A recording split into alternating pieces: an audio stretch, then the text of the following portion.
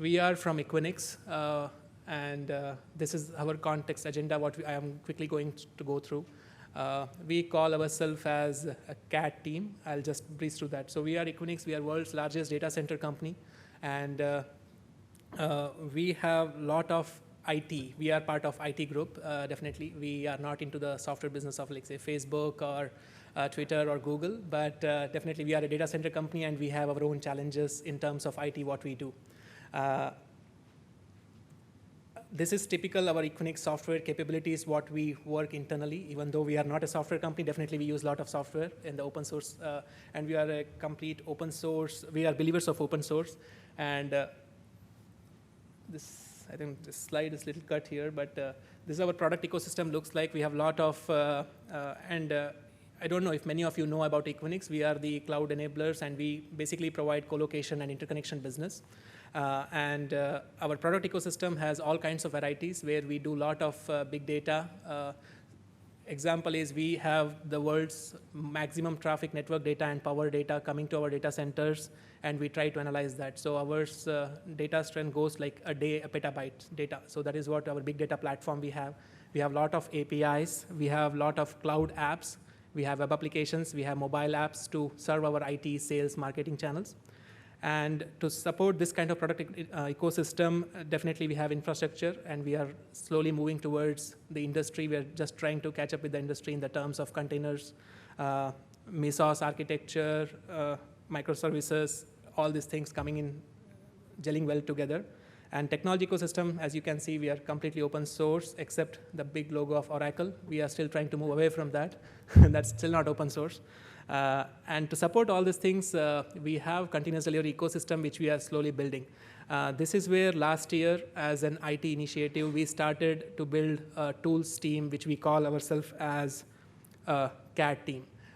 Just to highlight in this, we are also going into open sourcing some of the components, like you can see Aqua.js there. We are open sourcing that framework so that all other communities can use this framework to develop their APIs.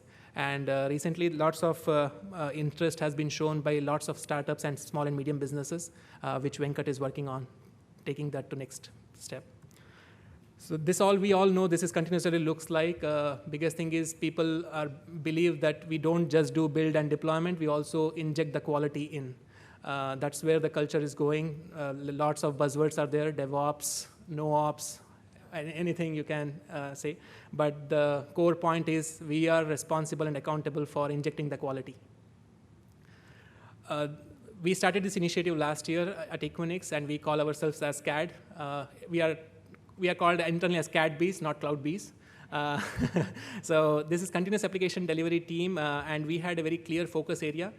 We support both operations as well as innovation. We don't want to lose focus on the innovation side of it, and that's where we found, like, we prepared this charter, and from there, the journey has been really successful. And today, whatever we're going to see is part of the innovation track, what we try to do, automate the things for developers, and basically it's empowering all the development teams what they want to do. Everybody wants their self-serviceable tool. Nobody wants to be dependent on others to develop tools or develop any code. So being said this, I'll just hand over to Kalidas, and he'll talk about the industry trends and the next steps, what we are taking towards cloud, containers, and microservices. Thank you.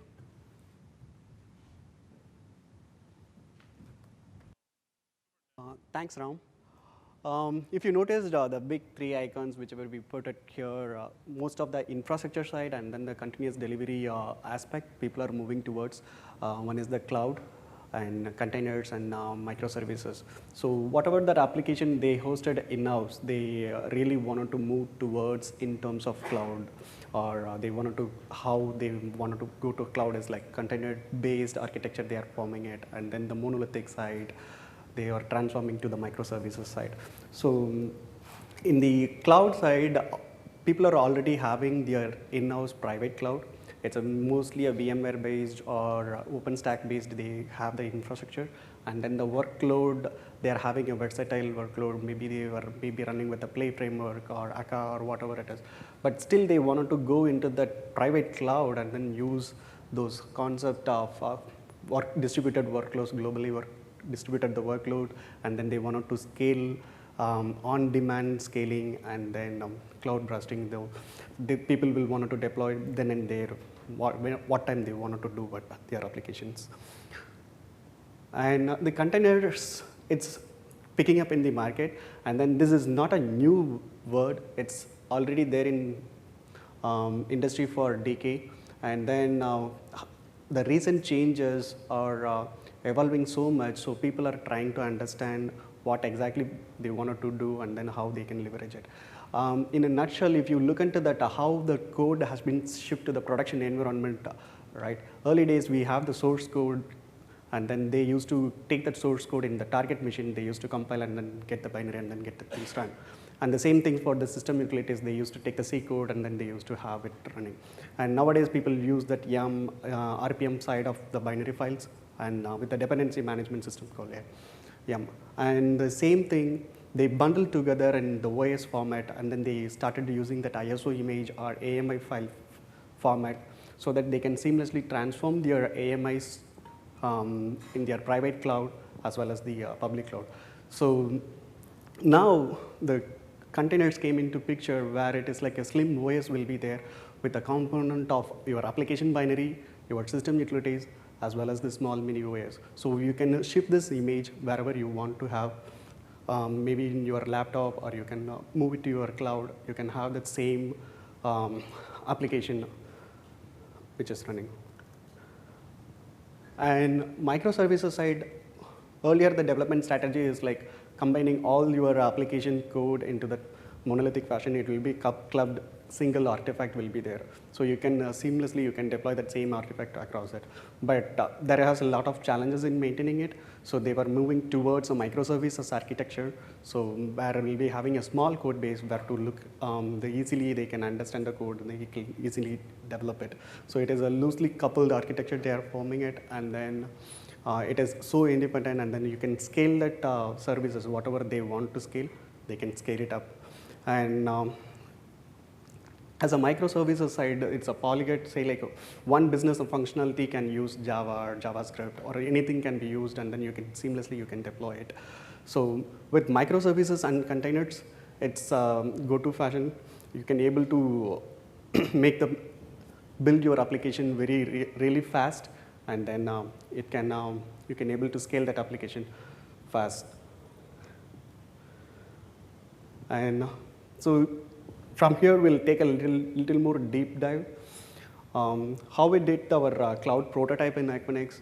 We have our own application, and then we took that application, and then we tried to migrate that same workload into the different cloud we did it. This is what we did for cloud side. On the containerization side, this is what we prepared it. We take the base image, and then we injected the system utilities, and then the runtime application runtime component, and then we made it to the publicly available repositories. And from that repositories, people can take the images, and then they can change by themselves whatever the version they wanted to do. And then they on the runtime environment, we will be pulling that images, and then we'll run it. So people can run the same application in their local, as well as this. We will take it that images, and then we will seamlessly run it in our private cloud or public cloud. So this is the way we are doing it. So by doing this, we are getting the cloud native readiness. So you will be having that image ready where you can run that same application in your laptop as well as in the cloud. So you will be getting that cloud native readiness after moving towards containers. And changes are versioned. So early days, whatever the changes you are making in your VM or all those things, it's not trackable. But moving towards containers, Docker, Rocket, or kind of tools, you will be having a tight control on changing the version control. You can able to audit, and then you can able to go back to the previous good version, and all those things you will get out of the latest container technologies. And then this is eliminates the inconsistency, so that it will work in the same way as your laptop as well as the cloud infrastructure. And environment setup, many of you know that we will be getting that VM, and then we need to spend a lot of time to get that environment ready. So this is already an application code available in your containers, so you can setting up the environment is really fast. So many people adopting for this reason also. And most of the container tools comes with a CLI and then the REST API. So where you will be managing through command line as well as the REST API calls will be available to take a deep dive, and then you can prepare some sort of UI, whatever the need basis.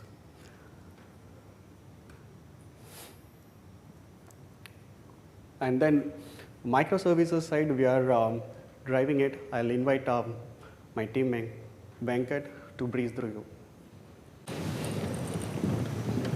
Hey everyone, thanks colleague. I'm Venkat, I'm working in Equinix as a senior software architect. I'm working in the product called Cloud Exchange. This platform enables enterprises to connect to cloud platforms, cloud service providers seamlessly in the private networks. That platform is the whole platform. We built it in monolithic. It was built in monolithic, and it was good, and we were able to scale it and rapidly onboard the features for some period of time. After that, it became like continuous, like the platforms which is successful platforms and tend to grow more, and our platform become big monster monolithic. It's kind of difficult to manage it, and we were in the process of re-architecting the platform into a different fashions. That's where we started working on microservices. How do you split this platform into multiple smaller components, which does one functionality and kind of a bounded context? Then we decided a microservice as an architecture for our platforms, simply focusing on a simple, smaller product sets, and it'll have multiple granular services which runs on the same platforms. And second one, these services, whatever we have, the developers can be individually developed. They should be able to develop, deploy, and maintain it its own. We were in the cultural shift of doing like you build it, you run it. That's a culture we were moving towards, and microservice is the architecture to go. And other things like, since we started working on a microservice, how are you going to define your requirements? That's where we started working on something called domain-driven design, to define our requirements in such a fashion that everybody can understand, from your technical people or non-technical peoples. And each one is the smart endpoints. We dump the whole pipe. This is our kind of a typical architecture what we have. It has all the microservices in the platforms, and also on top you have orchestrator engines. We debated a lot, do we need orchestrators or directly expose all the microservices what we have? Finally, we decided orchestrator is required because our whole platform, it's kind of multiple channels will access our platforms. One is portal, other one is an API. And we want to embrace innovation in each and every platforms. We don't want to restrict the portal team or an API team to adhere with the contract what microservices has.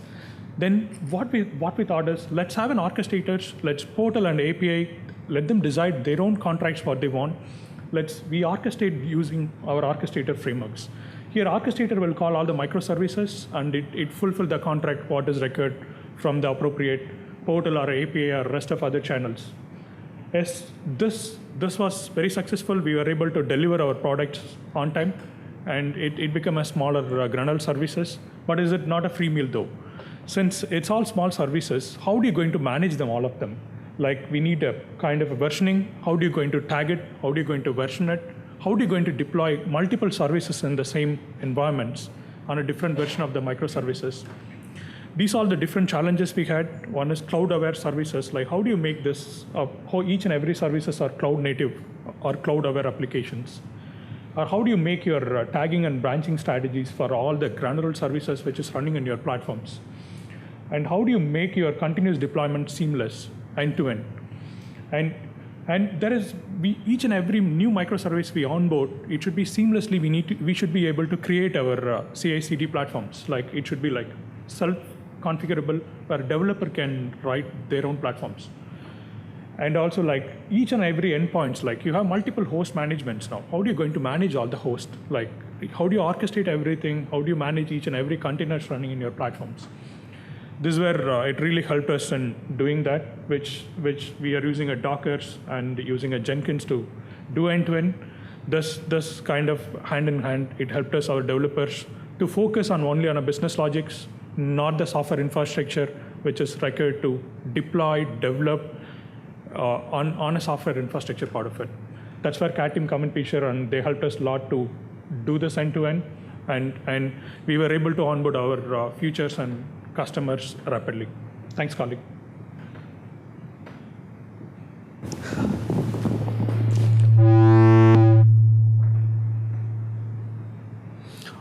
Thanks, Venkat. So now we have cloud native readiness, and then containers we already do have. And then people are moving towards microservices. And we really wanted to support microservices deployments also.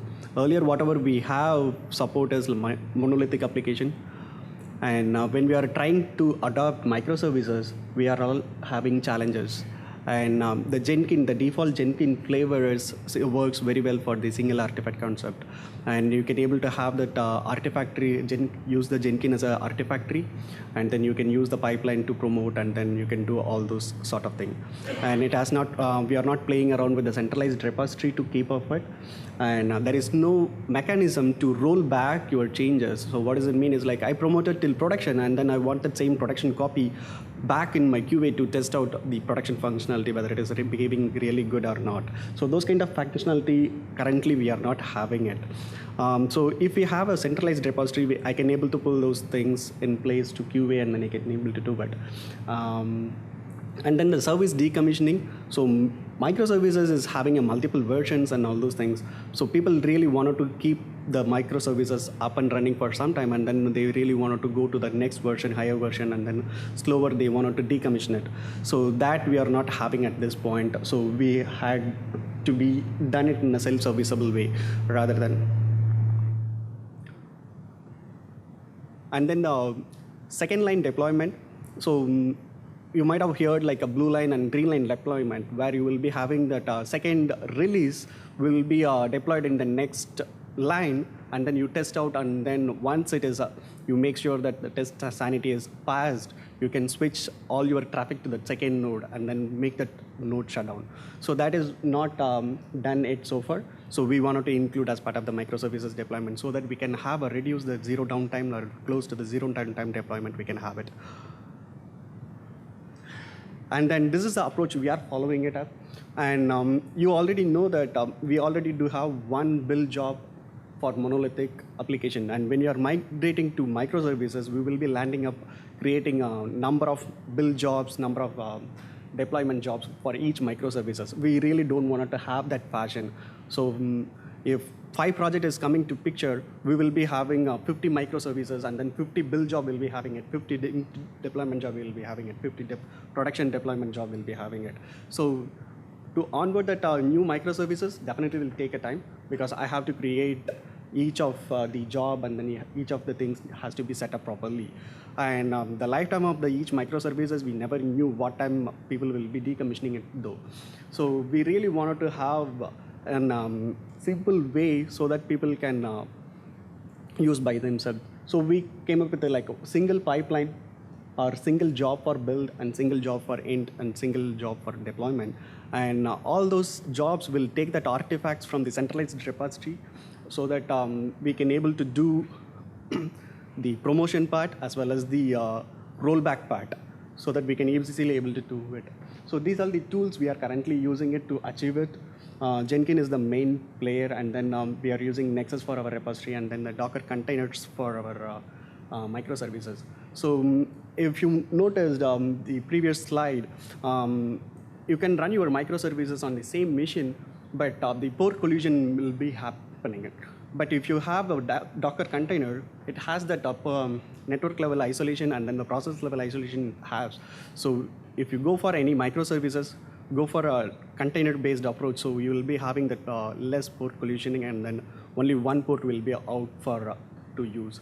So mostly when you go for microservices, we'll prefer to go for containers, so that you will be having a less trouble on the namespace and then the port collisions part. Now we know that microservices, it's already building it separately. The artifacts are building separately through Jenkins job, and it will be the artifact is stored in centralized repository. And then we already saw that how we can prepare our containers. So we took the base image, and then we will be adding our utilities, and then the runtime, and then it will be like we'll be injecting some sort of startup scripts to pull that artifact from the Nexus release repository and then run it. So this is the way we are doing it on the CI/CD part, how we are leveraging Docker container plus the microservices artifacts and the runtime. So on the runtime, we will pull the latest image of the container, and then we'll pull that tagged code from the Nexus repository, and then we'll run it. And we are not managing any release-specific images because we already knows that how Artifactory will work and all those things. So we have the previous experience on monolithic, right? So we came up that there is no release-specific image creation on the container spec. So with this approach only, we are following it in Equinix. And other things, people really wanted to have a self-serviceable way. And when they wanted to have a self-serviceable way, we need to add more security towards it. And then the security people are coming and going. We need to manage the user permissions, role permission, everything we wanted to add. So right now, we are using Jira for it. So all the user and then the Jira will be having the group permission towards, and roles will be attached in the Jenkins side. So whoever joins, we can easily go to the Jira and then add the particular user so that they will get to see what the action they wanted to perform it. And operational analytics report, people are doing it in multiple times. We wanted to capture the report, and then we wanted to present how many times the build job is run successfully, or how many times the build is done it in the end, how many times it's went to QA. So all those things, information, we really wanted to capture it so that we can able to enhance the development work. So we are concentrating on operational stuff also. So the user experience wise, it should be simple enough to access our portal or any other tool. So keep the simplicity in the outside, and then make that complexity whatever you wanted to hide, just hide it, the complexity. And then these are the Jenkins customization we done as part of the implementation. CAD branding. So many of our tools will be having our Equinix portal theme and other stuff, so we'll be having it. For authentication and authorization, we are using Jira as a centric provider for all the tools. So we are leveraging Jenkins to talk to the Jira to get the groups back. And then right now, we are having all the microservices are sitting in one single repository, but the same one will be supported by the Jenkins. When we are moving towards microservices, each microservices will get stored on different repository. But going back to the build job has only one repository to hook up. But we really wanted to go into microservices with a different multiple repository approach. We are lagging on the functionality. So we did a little bit tweak to have this kind of feature in it. And then configuration changes to be audited. We installed job configuration history plugin, which will store all the changes, record the changes, so that any of a newbie came to my our CAD team who can able to change it, and then I can able to review their code change or the configuration change, and then we can make use of it. So those kind of plugin has been injected, and then audit to database plugin, whoever runs the particular job, that will be injecting a record in the database, and from there we can able to pull that operational report back. Those kind of changes done. And a dynamic choice parameter, so to have that simplicity of what microservices people are using it, and then something like complex depends on one another variable, wanted to show some fields. In a sense, we are using dynamic choice parameter. And by default, if you look into the Jenkins plugin, what they wanted to install, in the sense, people will normally suggest like a green ball plugin. Normally, the default feature is like a blue ball will come for success. So we wanted to change that one to green ball. And then sometimes we are hiding the parameters with a JavaScript itself. And then the build number, we customized it. And some sort of Groovy script we wrote to enhance, to get the new feature of deploying microservices.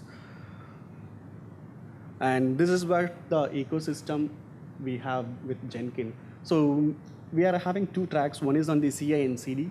And CI side, it will mostly a self-serviceable, and then has that auditable, and user notification will send from that system, and enforce the deployment process. So where has to start, whether you need to follow like int, QA, UAT, prod, those kind of process they wanted to follow it up, or they can directly go and deploy from int to prod. There is no process violation will be kept here. So it will be completely enforcement of process will be there in CI and CD side. And the nightly build job side, it will build it, and then it will do the code analysis part and test coverage and code coverage result, everything over the night, and it will send a notification to the team, complete team, so that the next day whenever they come in, they can able to review it.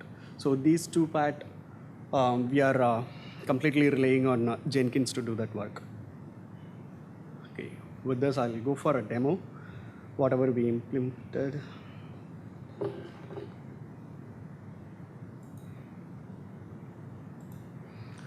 So whoever accessed our portals, you might have seen the same theme. So this is not a Jenkins theme. We customized the themes also. So this is our first one is our CI and CD, and the second one is our nightly build one. And this is the centralized release repository. We are keeping it to manage the promote option as well as the rollback option. Okay, let's log in. I have already logged in. Sure.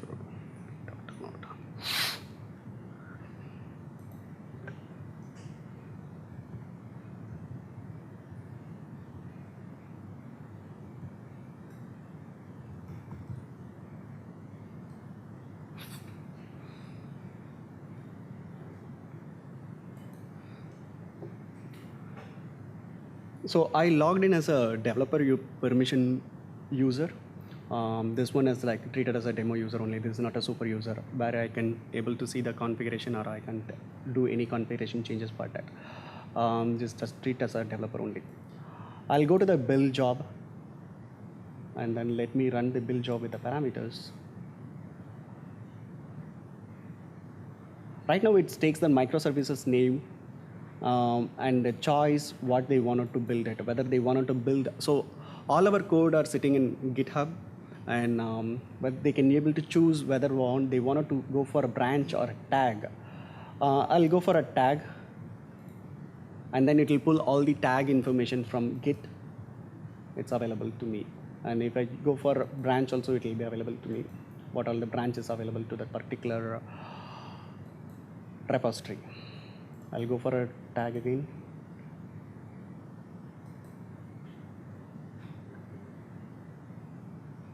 Jenkins demo. Let me build it. So it will take at least two minutes to build it. The default number, we are overriding it. If you noticed the second time. Yeah. As we are having a single job to maintain it, we really wanted to enforce like what is the release line. People are building it up. Maybe it's a sunset version, or it could be a next release, or it could be a patch release though. So we really wanted to keep what release they key in, and what microservices they are doing it, and then what is their tag or the branch detail they chose it. 49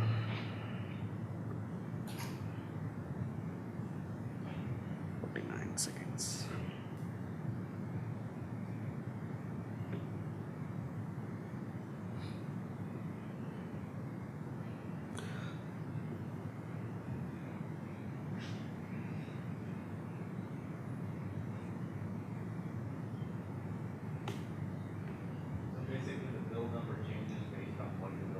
Yes, correct.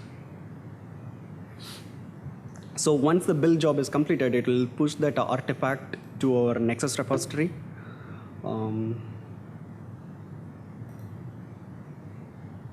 We should be able to see it here.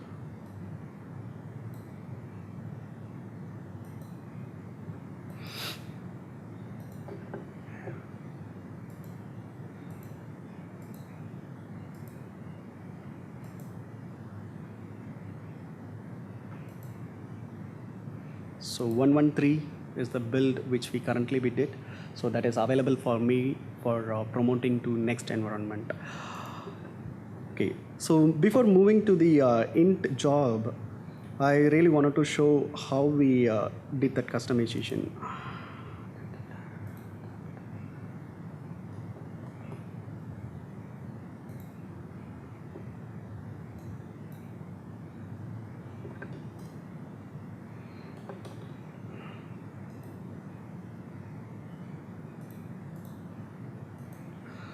So I am logging in with my ID. We are the platform owner, so I'll get to see like what all the application is running here, and I'll be having more privileges to see it. So I'll go to the job configuration.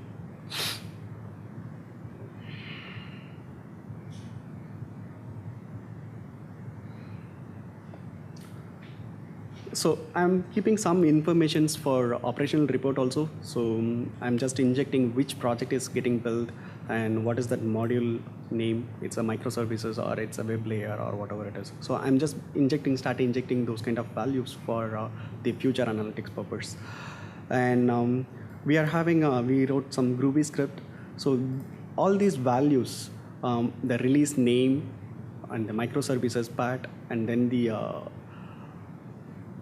what's the build from and build promote to those kind of options, everything is coming from a JSON file. So this is a JSON file. Whenever people are changing this JSON, they will be able to see the new microservices or the new job will be get added. They can able to change the things here. So this is the microservices part. Right now we are having around 10 microservices. Later they wanted to add couple more microservices here. They can come here and then they can able to see the configuration. This configuration is stored as part of the Jenkins properties only. They can able to easily go and change it. And so here is the job name and where it is wanted to promote from, and what are the things it can take a rollback from options. So all those options are specified here so that people can able to take it on their deployment step itself. No, we are not using workflow plugin. So this is the workflow for us actually, what job and those things. So most of them are Groovy script only. So little Groovy script, which will take the read the JSON file and then renders in the option. Okay, let's go back.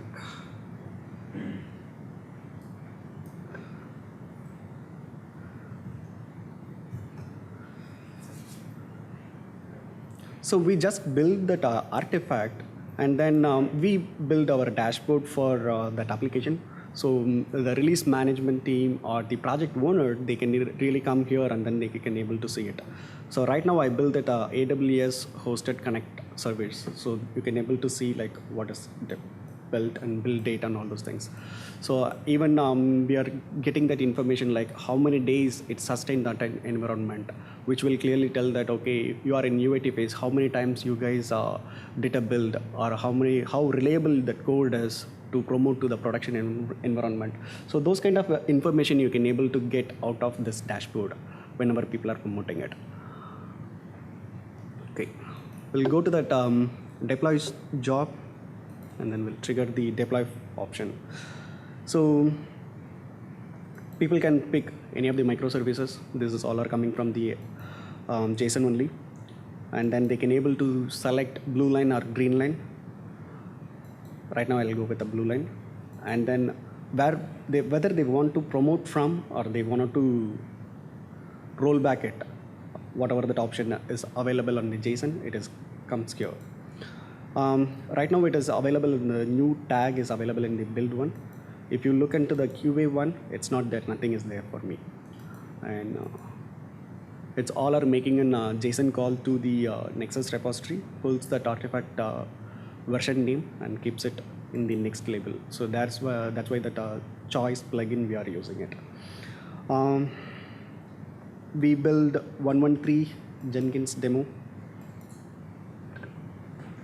It will be get deployed in a couple of minutes.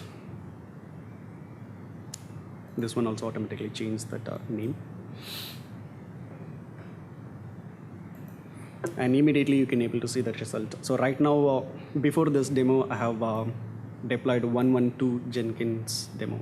So after this successful deployment, you can able to see 113 Jenkins demo label on int. It's deployed.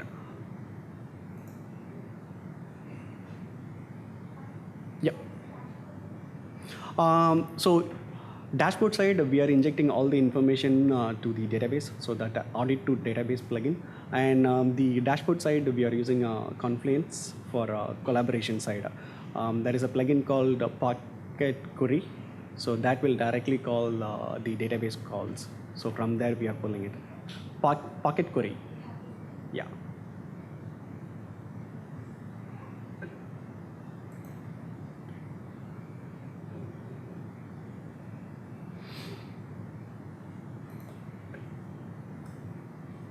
I think that's it. Thanks all. Thanks.